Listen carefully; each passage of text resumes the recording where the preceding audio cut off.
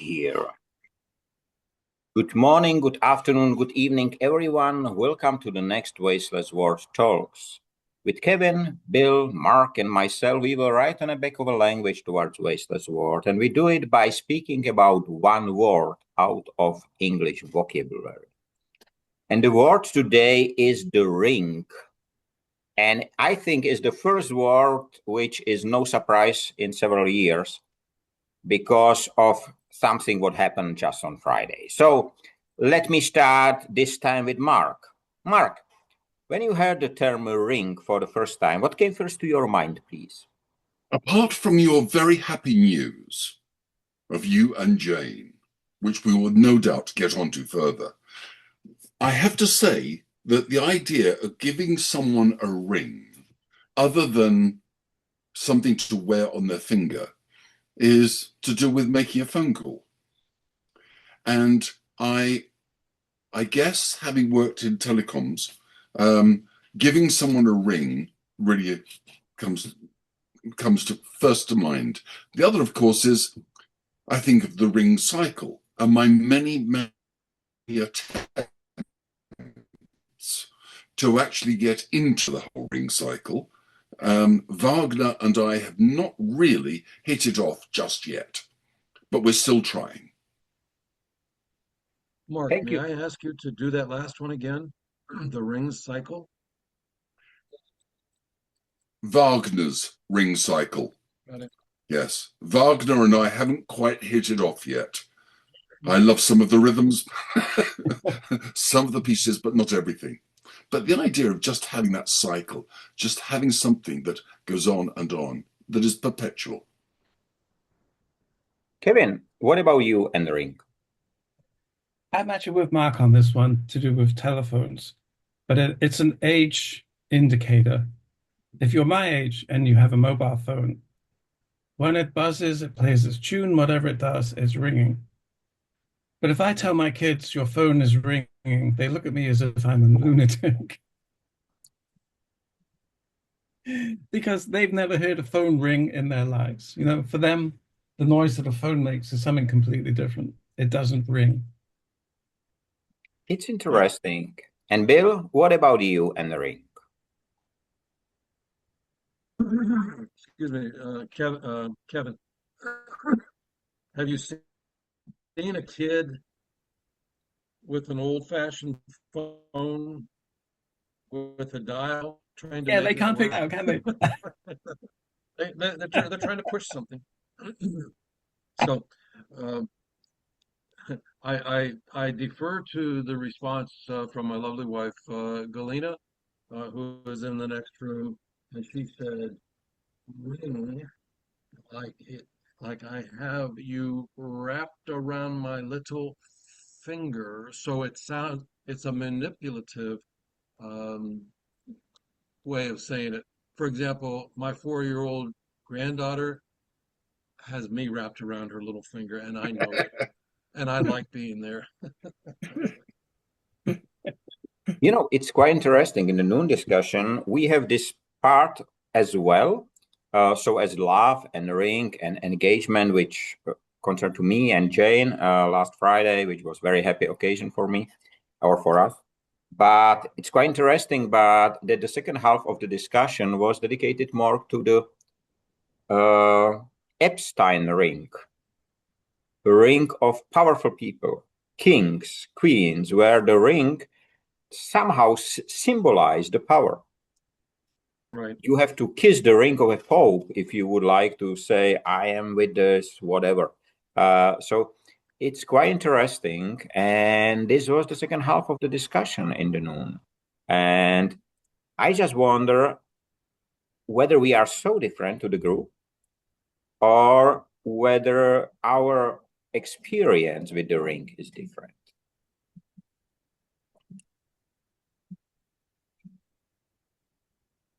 I must say, kissing the ring is never something that I have consciously done, and I've never had any desire to do.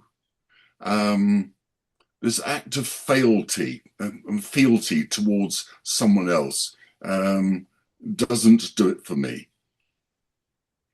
when I think, but then when I think of rings, and I think of CERN, and I think of the Large Hadron Colliders and how the ring is used in experiments on greater and greater scale. The engineering involved in building those rings to enable the experiments to be done is quite extraordinary. So it's fascinating that yes, ring can be used in so many different ways, but a ring of people, not so much. So we use it as the synonym to network, or let's call it the close network of people who are connected for some reason. This is how we use the term ring in here. In Germany, ring, written in a different way, can be a place in the middle of the city, so where the people meet. Yeah, in English, a drug ring is a group of people. And this is Yeah, how they came probably to Epstein ring. yes, it has a negative connotation.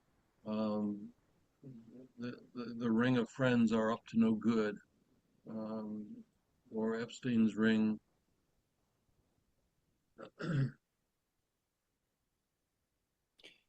You know, it's But it's yes. to your point, Mark, I spent a lot of years in corporate America, and I have kissed my share of rings. It's just, it was just expected. No, I felt that it was expected. Mm, I guess I just wasn't very good at it, you know. But I was telling you, just it's interesting. When we're using that ring, whether it's drug ring or it's the Epstein ring or whatever, we're actually thinking of kind of inclusion within the ring, that everyone is held together. But if one goes back to the wrapped around one's little finger, and one thinks of the term ring road, normally it is a road that circles on the outside of a town. Okay, it bypasses the town. It is not part of the town. And of course, when you go to the big cities like Beijing or others, you find multiple rings going around them. I don't know how many, I think Helsinki has 2 rings going around it. London has one, which the M25, which we regard as the largest car park in the UK. Okay, there used to be a ring road on the inside, but then London spread out beyond that, the North Circular Road and South Circular Road, and so now it's within the M25.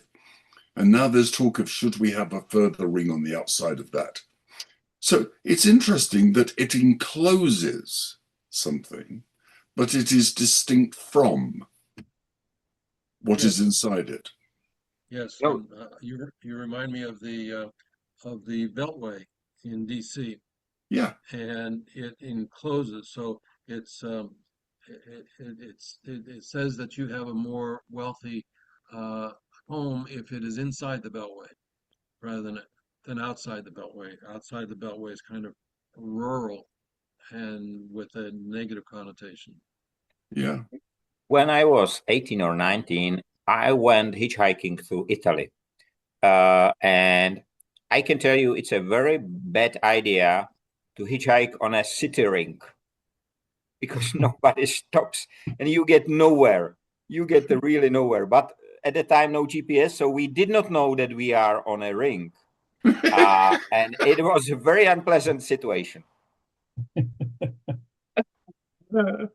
Oh, yes. Uh, Yes, it's like hitchhiking on a roundabout. yeah, Yes. yeah, exactly. What is interesting, do you know a weapon called chakram, Indian weapon? Yes, go on. It's it's like a ring, of different diameters. It's sharp on the edge, and you throw it by swinging on a finger, and then you release it in the right time. It's very interesting. I have never seen similar weapon, and today I have seen a video of a man who is trying to learn this. It's quite interesting. It's a British or American, I'm not sure from the accent. I think it's British, but very interesting. So I just wonder why nobody else, or at least I don't know about anyone, came with the idea to have a ring as a weapon and he can throw it up to the distances of 100 meters with ease because it's made somehow. I can share the video with you. It's quite interesting how he's training and trying to cut something. Quite interesting. So is the purpose I've never heard of that. The purpose of this is to throw it at the enemy Yeah. and cut his head off or something? Yes. Maybe not cut his head off, but when he try on some types of melons, it's really cut in the middle. So it was quite interesting how powerful. He compared even the physical whatever. He has some measurement devices over there. It was quite interesting. I saw it once in some Indian movies long many years ago, and just today I came across this a video which was quite interesting. So, but coming back, you said that the ring in association like the Epstein and drugs and so is connected to something which usually is negative. Do you know some ring which is connected to positive? I mean, more people than two. Well, I was in the Boy Scouts for a number of years, and they never called us a ring. I don't know. You could maybe do it jokingly, like the people, the guys who get together for a card game every Friday night or something, and you could call them a ring. But I think that probably is still negative. We have another expression over here, which is, in fact, there was a radio show that was called Dead Ringers. And dead ringers were people who could imitate others. So it was, you would imitate, people in the news, and it was basically a spoof on them of what they were doing. But of course, when you're looking at the ring, one we haven't mentioned so far, although it is related to give me a ring on a phone, is bell ringers and bell ringing. And there we're looking at a sound that is emanating from the bell.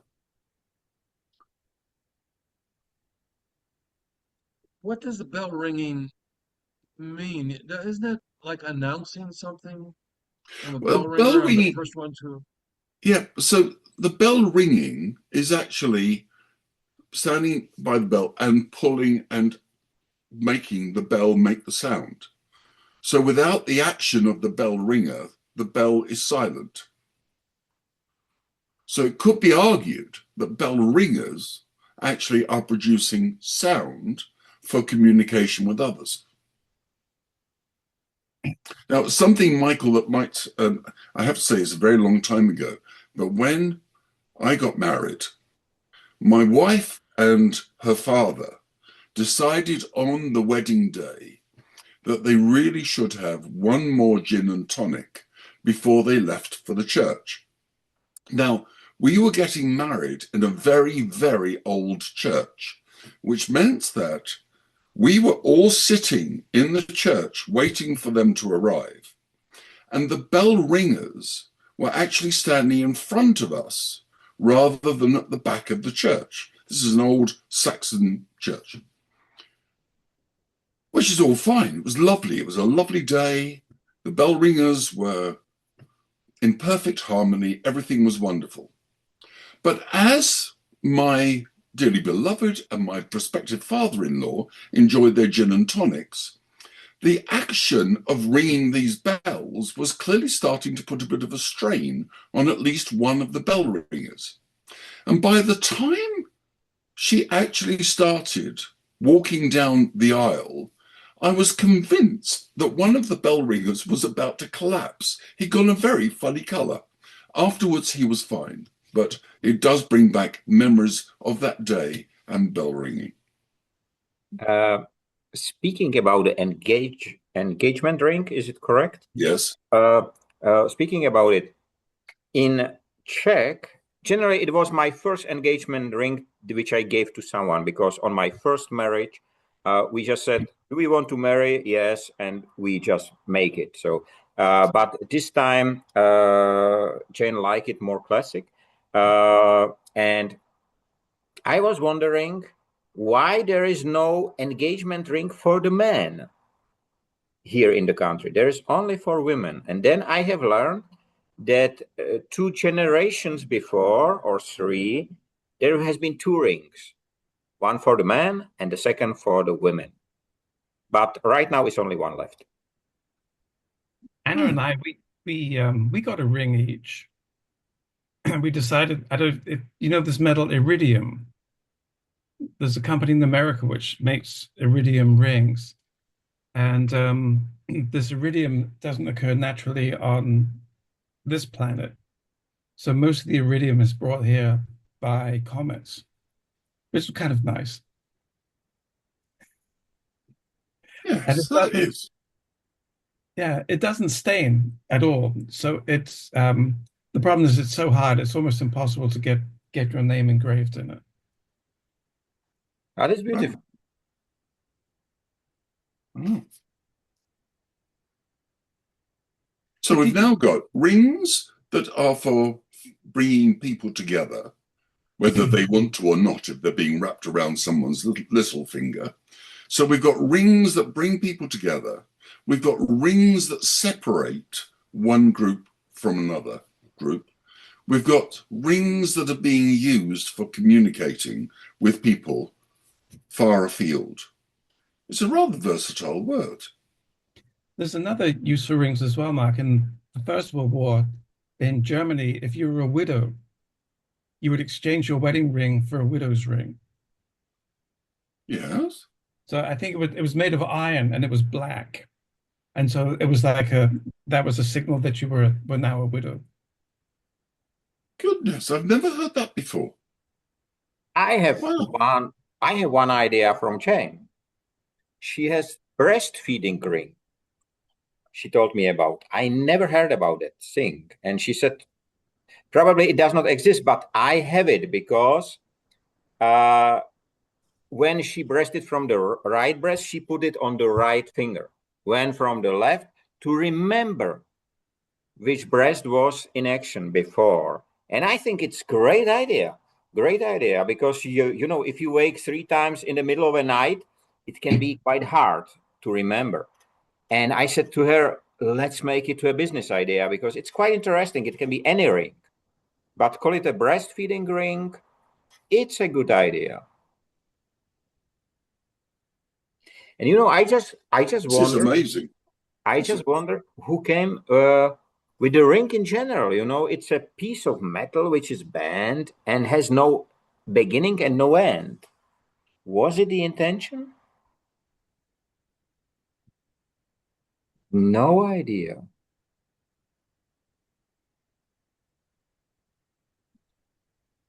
This is wonderful.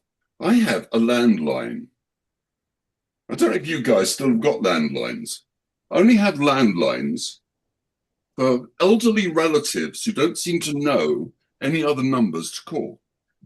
The only people that actually ring on this, apart from the occasional elderly relative, is someone trying to assure me they're from Microsoft's security team or from my telco's security team. And I think it's wonderful. And I'd like to go on record here on this podcast by saying to Microsoft, I really appreciate how seriously you take my internet security. If I actually had a PC running Windows or any other Microsoft apps, I would be concerned, but I don't. So go away. It's funny. Sorry, just on that though, it was extraordinary. We talk about going back on the mobile and ringing. That time, going from that period where you could only make a phone call from a phone which was either in your hallway by your front door or was somewhere else in the home, and you could only speak to someone if they were in their home or at a specific address. The idea of being able to call someone wherever they were, not knowing where they were, was so wonderfully revolutionary, going from those fixed units and the mobility that came from it. It really was extraordinary. There were some psychological effects of that too. When I was a child, I'd say to mom and dad, I'm going out, intending to go to the woods or to go down to the river or whatever, and they would say, "Come home when the street lights go on." And if my plans changed, however, there was no way to let them know. No. And if they wanted to, they themselves wanted to leave the house and go shopping or to what, there was no way that they could. So we wrote each other notes, and then we trusted. There was an amazing amount of trust that nowadays, lots of times people say, "Why didn't you let me know? Why didn't you? If you're not going to be where you told me you were going to be, I need to know." And so I think that makes a change in our thinking or our heads, maybe a little bit now less independent. Uh, so that ring could be a good thing or a bad thing. Mm. I am as a logistician, I like to be punctual like Kevin, or I will say nobody is punctual as Kevin, but at least near to Kevin. And I really hate when a logistician should came for a meeting and does not give me a call when he or she is delayed. I am ready to say when he or she arrive that I will not have the meeting anymore. Because, if a person who should manage my time, and logisticians should do that, is not able to manage their own time, how should I trust him or her? So, and once I had a meeting with, I think it was Huawei in Prague. And I know the place almost before there was new construction.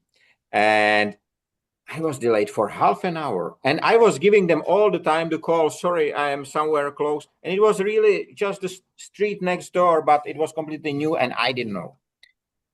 But I hate this feeling to be delayed. My dad used to tell me, if you are going to a meeting and you're not 5 or 10 minutes early, then you're late. Mm.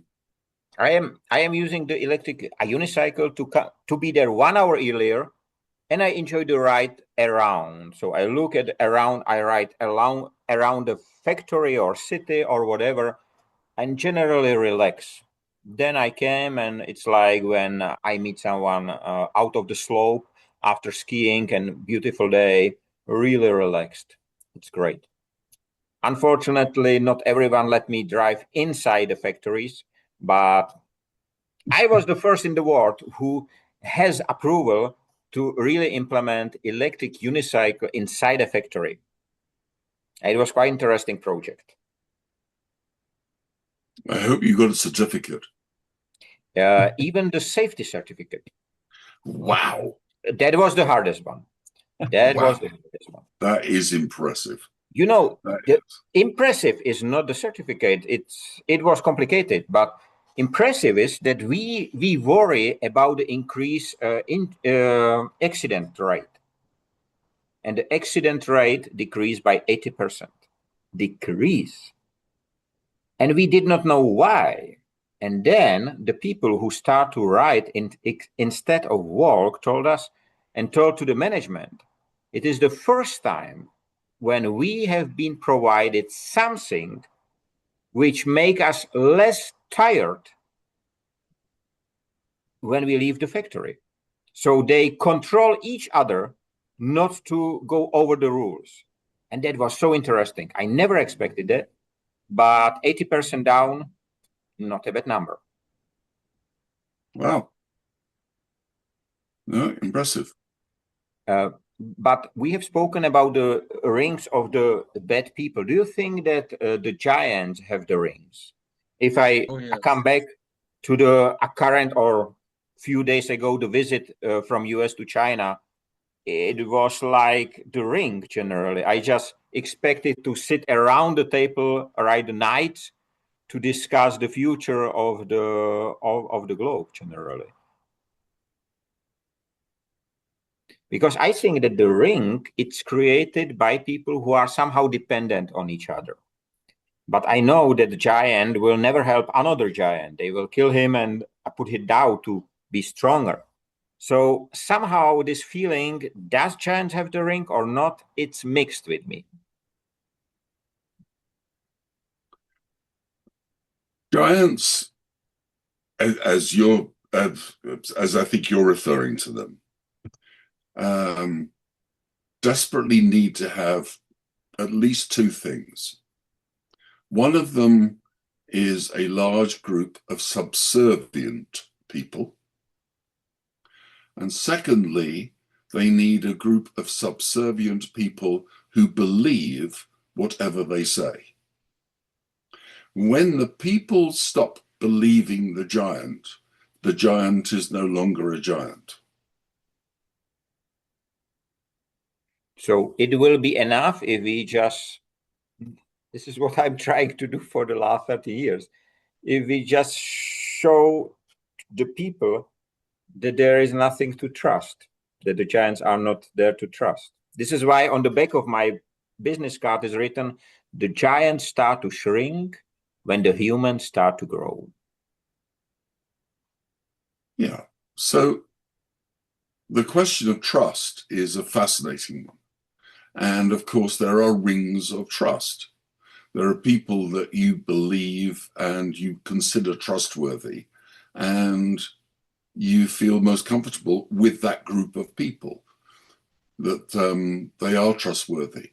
The problem, I think, at the moment is that we get very easily distracted by other things. And so, if we look at AI as an example, AI is very, very good for certain things. And it's very, very bad for other things.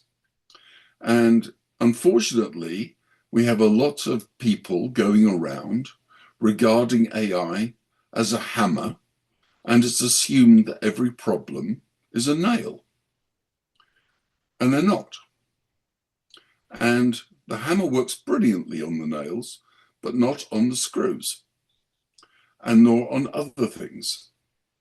But because we have an investor group desperate to see returns on the investments, they have to have the subservience, believe in the dream, the fabric, whatever the dreamlike state is. And their ability to predict the future is really remarkable. It's, I sit back in awe sometimes at the how people like presidents or giants are able to predict the future. And it's amazing how wrong they invariably are. I saw a lovely TED talk this week that was talking about the power of those people that predict. And it's a story that she gave about Louis the 11th, I think it was, who insisted on having an astrologer in his court. And one day the astrologer predicted that a woman of the court was going to die that week. And sure enough, a woman of the court died in that week. the king got very, very concerned because either this clairvoyant was immensely powerful or it had the woman murdered. And so he decided that the safest bet was to execute this individual. So just before he was to be executed, the king called him forward and he said, "Tell me, when will you die?" And the astrologer said, "I will die 3 days before your majesty." He was not executed. It's a great, great story. And I have to tell you one. You know, I'm writing these postcards. Right now, I'm already in November. So they are published this day I came back from the day. And 4 months ago, I published a postcard which was published today. I wrote it 4 months ago, and it described the situation which I made yesterday. Exactly on point. And it was something which you cannot predict. I cannot tell you what it was at the moment, but it was something which it's connected to my life and work and so on. And exactly I predicted 4 months ago. So I think that every one of us can not predict. We can create the future. And this is what we are doing here. We are riding on the back of language, and this is how we create the future. I think it's not prediction, but I like the story about the astrologer. Well, the interesting thing is that the way in which AI is unfortunately being used is in predictions at the moment. And this is where it is the hammer working with screws. It's wholly inappropriate. The problem is that you can predict certain things like weather patterns, traffic patterns, etc. But when it comes to human behavior, the problem is that if someone knows what a prediction is, it will actually change the way they behave.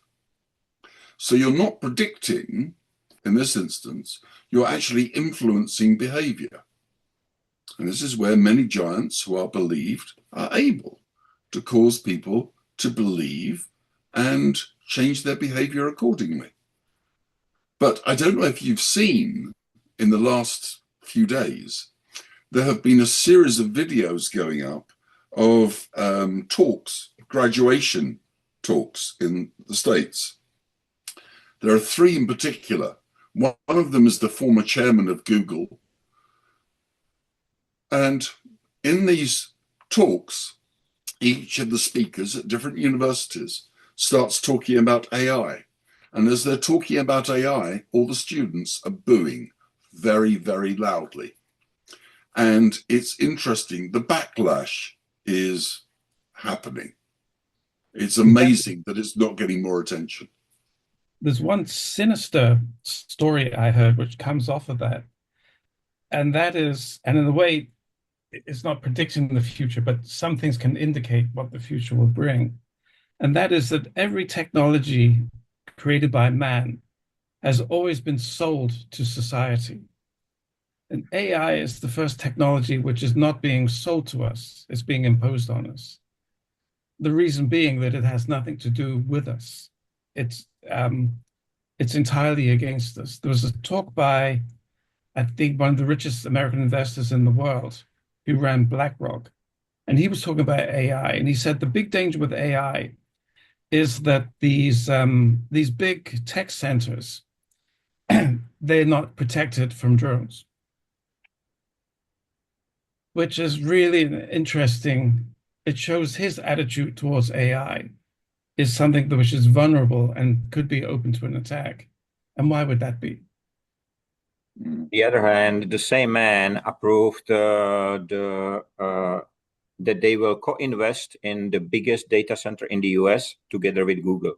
Just a message came 2 days ago or something like that. So it's quite interesting. But I would like to come to the ring, and I don't know who, I think it was Mark, who mentioned the ring of trust, which was a very interesting term, because I think that we are not only members of one global family building Wasteless World, I think that we are the ring of trust.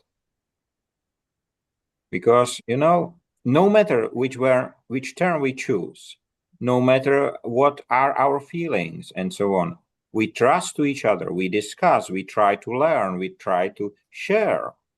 There is nothing hidden. And I think in the ring of trust, more important that the ring itself is the visibility and transparency, which is generated in the middle. So in the middle, there is nothing. There is the air. There is the visibility. So a ring of trust sounds to me very interesting, especially in the building of Wasteless World. I think it's the trust is needed. What do you think about it? If I was to go back on that ring of trust, I think it's worth noting that it can take decades to build personal trust and seconds to destroy it. Yes. So therefore, a ring of trust by nature is built on something very fragile. But the members of a ring of trust tend to be aware of that. And so therefore are keen to not only maintain their trustworthiness, but also to encourage and foster it in others. And I think we find those groups of people with whom we can develop meaningful bonds of trust. And it's surprising how we can look at calamities in our world, which are not entirely new, wars, starving, all manner of things that are going on all the time, and feel that we are wholly incapable of changing them. And yet, all of us we are members of rings of trust. It just might be you and one other person, but the chances are that you are a member of many rings of trust. And that's where I think there is great hope amongst people that we can achieve something. I'll stop there. We have 2 minutes left. So Colgate have a ring of confidence. I'm sorry, Bill? Kevin. Go Sorry, ahead. Bill. No, go on. A ring of trust or trustworthiness can be negative as well as positive. So, for example, I trust that Donald Trump is lining his pockets and his family's pockets. So that's a negative thing, but I believe it. And I think others who also believe it, that something can be built on that.